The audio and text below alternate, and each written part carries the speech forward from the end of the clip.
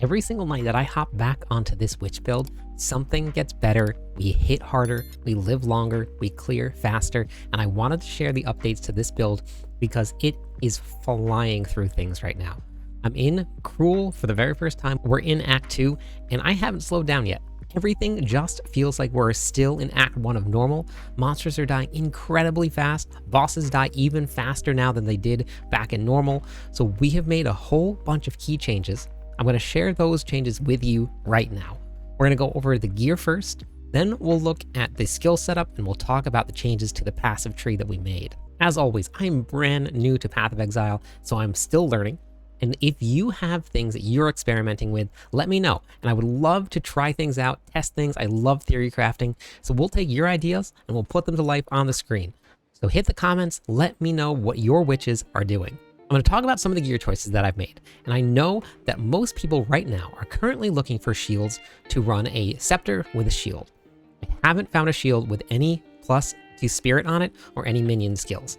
So we're still hunting for that. So that is definitely going to be an option and definitely the most optimal way to set this up.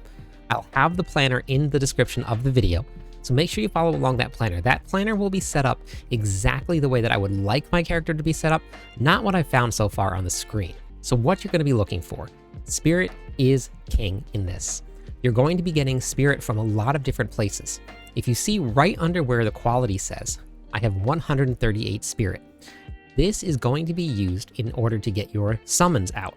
The more spirit you have, the more summons you have. That's why this is so important. You can currently get spirit on your scepter, you can get spirit on your amulet, you can get spirit on your chest piece, and you can get spirit on a shield.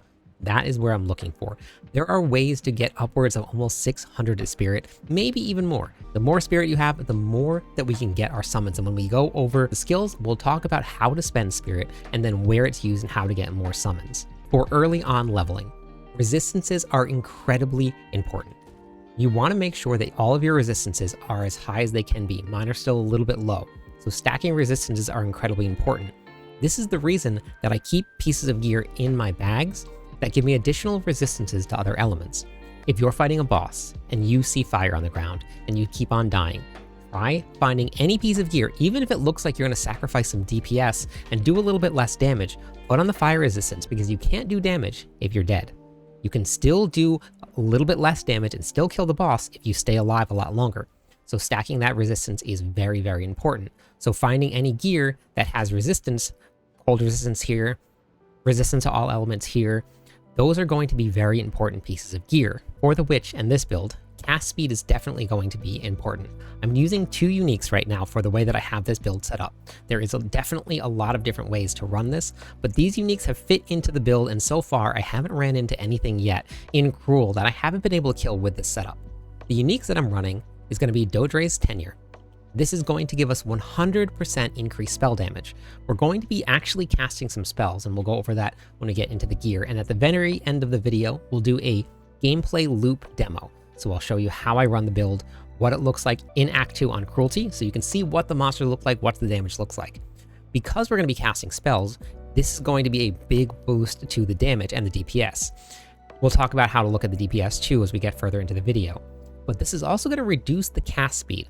So there's going to be a couple different things we're going to do to counteract that reduction in cast speed, because we actually do want to be able to cast very quickly in order to keep all of our buffs up. The other unique that we're going to be running is the Sanguine's Diviner. This is going to be additional spell damage. So between the two, we're at 189% increased spell damage. It does some big damage with spells.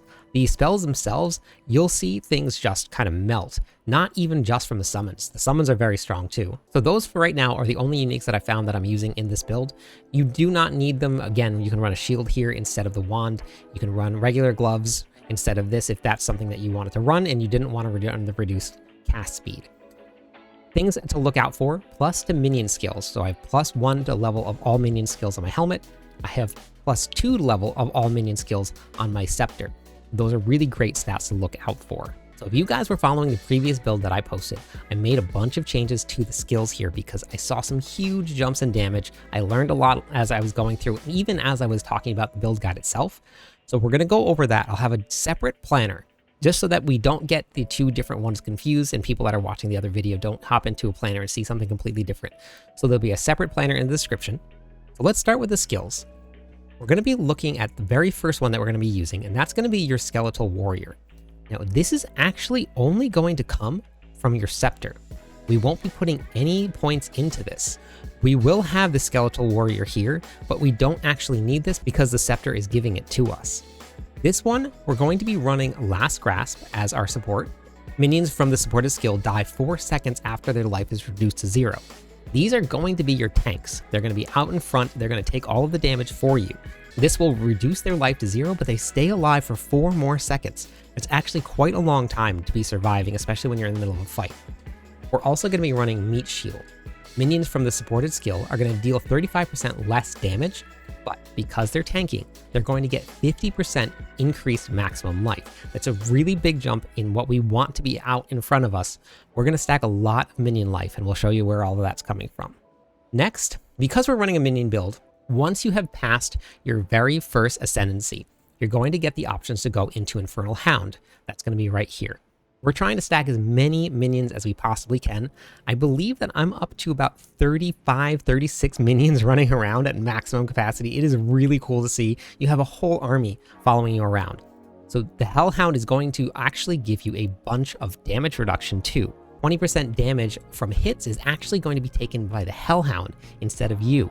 So you're going to get some damage reduction from this. So it's actually going to be very important that we have it running, especially for not running a shield like a lot of the builds are running. I do want that damage reduction with this build. We're going to be running Wildfire. Ignite inflicted by the supported skill spread to other enemies that stay within 1.5 meters for 2 seconds. So we're going to have a Hellhound that does fire damage. When they ignite somebody, they're going to ignite all of the other enemies around them for 2 seconds. So this is going to spread that damage over time. We're also going to be running Culling Strikes. Supported skills have Culling Strikes against rare or unique enemies. Now what this does, this is actually kind of cool. So if you hit the Alt button on your PC, it'll allow you to move the mouse around and keep the description up. You can now mouse over exactly what the underlined abilities are and see what the description of that is. What this is going to do, kills normal enemies if their life is at 30% or below. If a normal monster has less than 30% life and your Hellhound attacks it, it instantly kills it.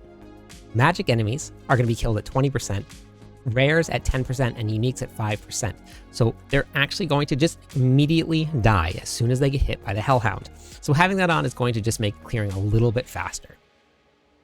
The next thing that we're going to do, we're actually going to talk about Contagion before we talk about Unearthed. Contagion is going to be a debuff that when you put it onto a monster, as long as you kill that monster while Contagion is alive, Contagion is going to spread to all of the enemies around. The damage is going to be really, really big. You'll see it by this purple, sparkly, shiny glow on the monsters that the Contagion has spread. When you use this, you put it on a monster, and then you're going to use your single target damage, which we'll talk about in a little bit, to kill that monster specifically first. Then it'll spread. With Contagion, we're going to be running Magnified Effect. Supported skills have 40% increased area of effect. So when Contagion goes off, you have an additional 40% that is going to hit monsters. You want it to spread to as many monsters as you can, so the more radius that we have on it, the better it is. We're going to be running Hinder.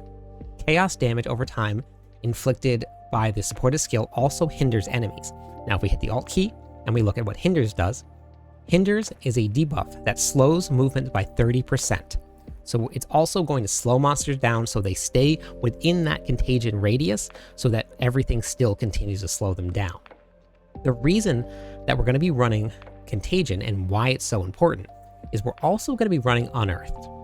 Unearthed is going to take any of the monsters that you've already killed. It'll do a cone of damage, bones that come out of the ground. When you hit a corpse of a monster that you've slain already, a construct will be spawned out of that body. If you raise a construct from a body that was just killed that had Contagion on it, your constructs will now have Contagion for the entire duration that the construct is alive. Every single time that the construct attacks something, it spreads Contagion. So now you can cast Contagion on monsters that are away from you, and then anything that your constructs hit, and I can have up to 18 constructs running around at one time. They all will be spreading contagion for you. Inside of Unearthed, we're going to be using Persistence. Supported skills have 40% more skill effect duration. That means your constructs are going to last 40% longer. We're also going to be running Minion Instability. Minions from the supported skills are going to explode when reduced to low life, dealing 15% of their maximum life as fire damage to the surrounding enemies. These minions here are on a short timer. They're out in front of everything. They're just going to be dying, and when they get to low life, they're going to explode, doing even more damage. Then you're going to use Unearth to spawn even more of your constructs. So you're just going to go around in a circle. So using this is going to be a really fun way to get a ton of minions out there. Next, we're going to be going into Essence Drain. This will be what you use when you spread Contagion. You put Contagion on a monster, we use Essence Drain. The damage over time effect is more what this is going to be used for, because that combined with Contagion is going to be quite a lot. We will be casting a different spell all the time. This one will just be applied as soon as it's about to wear off. We reapply the dot, and then we use our other spell that we're going to be casting. Our support gems, we're going to be running Pierce.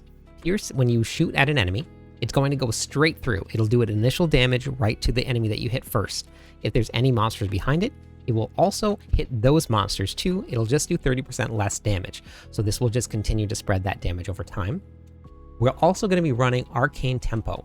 Supported skills have 25% more cast speed. We want to be able to get this cast speed out very quickly because we want to get back to casting the spell that we will be using the most. The next summon we're going to go over is we're going to be going over the Arsonist. This is a summon that's going to throw bombs. We are going to have a ton of these. I don't even have the most that I can have because I haven't gotten enough spirit yet. How you can generate these is this little plus and minus. It tells you exactly how much spirit it's going to use. You use the minus button in order to have more or less Arsonists. And this will tell you the number of how many Arsonists you're going to have on the field. For the support gems, we're going to be running Ignition. Supported skills have 100% more chance to ignite. That doesn't mean we have a 100% chance to ignite.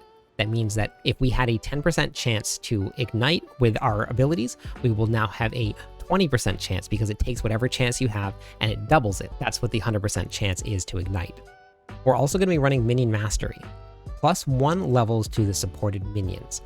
Our final minion that we're going to be going over today is going to be Raging Spirit. This is a massive amount of damage. We've been stacking a lot of fire stuff. This one is going to hit so hard.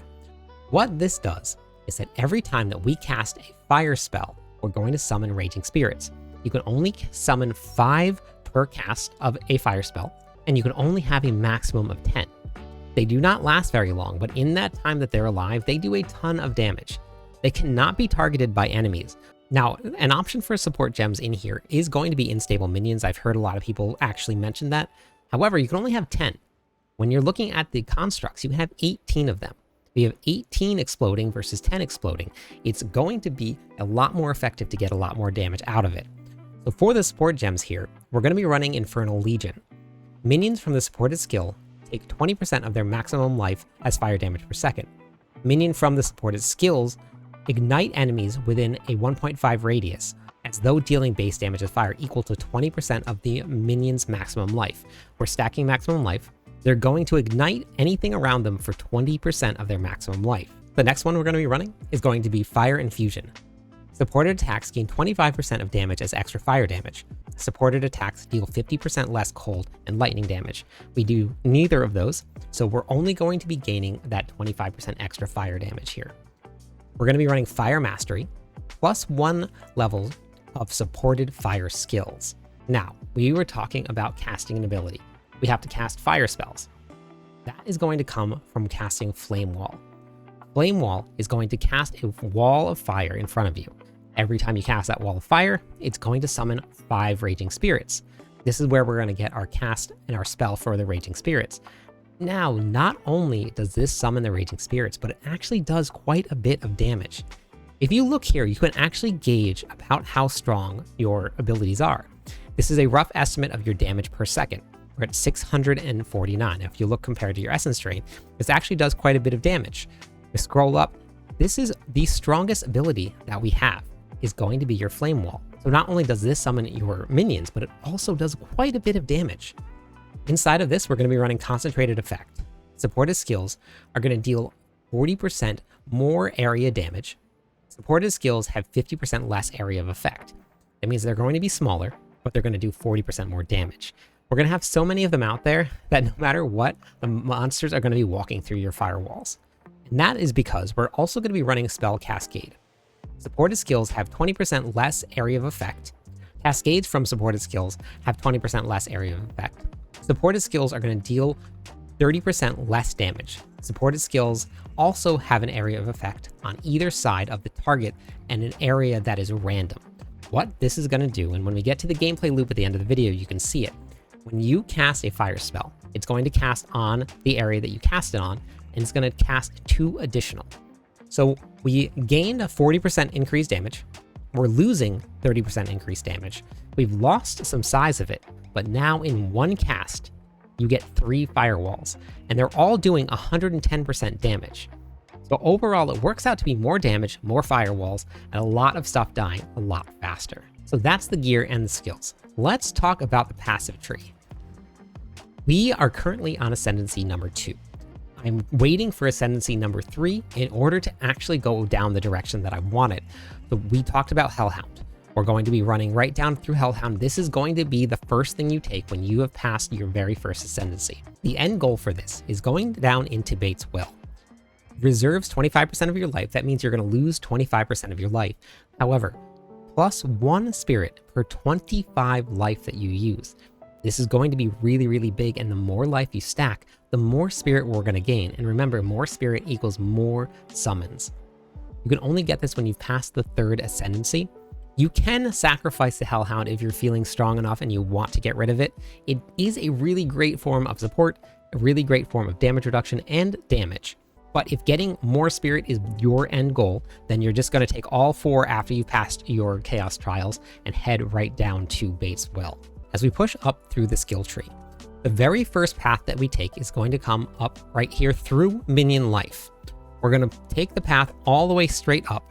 And now when you get to your first intersection here, when you're first leveling up your witch, you go backwards. We want to go all the way down through this additional Minion Life, and then work your way down to the 30% maximum energy shield. You gain 10 intellect here too. From there, you're going to head up, and then you're going to go all the way around here.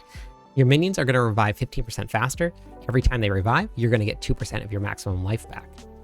What's huge about this is you're going to get 40% increased maximum life to your minions. We need to stack minion life so that they stay alive. Minions have a 10% reduced life recovery rate, but that's okay. When they die, they actually are going to come back pretty quickly, and you're going to have so many minions up that it really won't notice much of a difference. And especially when you get further in down the passive tree, they become so tanky that they don't die very often. You're going to push over all the way to Relentless Fallen. Minions have a 20% increased movement speed, and they gain 8% attack and cast speed. As you come up your passive tree here, we're going to go into Vile Mending. Minions have 20% increased maximum life. They're going to regenerate 3% of their life per second. And importantly, they're going to gain 13% chaos resistance. From here, I went straight up into Regenerative Flesh. Minions recoup 10% of the damage taken as life. Inside of this little spider here, there is a lot of really great damage reduction from minions. I haven't finished fully maxing this one out, but this is also, if you find your minions dying quite a bit, this is going to be the way to go. The jewel that I found was life regeneration rate that we put in here, and then we're going to be putting in Fortuitous Ruby here of Raging. Minions have 10% increased maximum life, and then you're going to gain Rage on melee hit. Now, this is definitely not something that you absolutely have to have, but these are the only jewels that I found so far. Moving down, we're going to go all the way down to Crystalline Flesh. Minions have 20% to all elements resistances, and then we're also going to get 5% of maximum resistances here. We're going to go all the way up into this little skeleton here. This is actually mimicking a person. What's pretty cool about the way that they designed these, this is a flame, this is fire damage, this is a snowflake, this is frost damage, this is a lightning bolt, this is lightning damage, this is for minions, so it's a minion. It's pretty cool design here. Going down into the bigger nodes, minions have 20% additional physical damage reduction. minions have 23% chaos resistances. This is going to be where we're going to get a lot more maximum life. We're also going to get minions have a 12% reduced reservation. Now what that means is that your minions are going to cost 12% less. It means you can summon more. So with your minions costing less, that means that you can have more of them out there when you get into the field. What we're going to be doing eventually, and if you have a higher level than I am, I'm coming straight down here because this tree, 20% all resistances, 25% increased damage, and 25% increased maximum life. This is a really, really great tree to work down towards as we're building into a full minion build. So that's the passive tree. There is definitely a lot of fun ways to build these, so if you guys have something that you see working, let me know in the comments because I would love to see what you guys are doing. Yeah, so let's go kill some monsters. We're going to start with Contagion. You drop Contagion, and when the monsters die, you see all the purple around you? That is the Contagion spreading. So you want Contagion to spread as much as you can, and then you use Unearth. Now, if you look, I have a whole bunch of little minions here that are running around that are purple. Those are the ones that are going to spread Contagion. We have 13 of them up here. Now, every time that we cast Firewall, if you see right here, that's how many Raging Spirits we have. If you watch how fast these monsters die, this is uncruel. The monster's life just melts away. So when you're fighting a boss, it's a little different. You're going to start with Essence Drain. Then you're going to cast 2 Flame Walls, Essence Drain, 2 Flame Walls, Essence Drain, 2 Flame Walls, Essence Drain. And that is because you want to make sure that you're keeping up your dot from Essence Drain and you're keeping up your skulls here as well. So keep 10, use Essence Drain, 10, use Essence Drain. The timer, if you watch, runs off pretty quickly. So you want to make sure that as they're dying, you're respawning them. They're not up for very long. The damage itself from Firewall also does enough damage to make a huge difference in a fight. So when you're fighting a boss, depending on how much damage you're taking, if you can, if this was the boss here and you can stay right around, you stay very close to the boss, but not inside of melee range. If you're in a fight that's very tough and you're taking a lot of damage, the boss is over here. If you summon your Raging Spirits out here, they will go to the boss and attack the boss over here. So you can stay at a pretty safe distance and still do a lot of damage. You will lose the damage from Firewall, but that's okay because the Raging Spirits do a lot of damage as well. Your Arsonists will help kick in and do some damage for themselves too. So that's basically the build in a nutshell. Let me know what you think of it in the comments. I'm live every night. Stop by, say hi, theorycraft with me. Catch you on the clip side.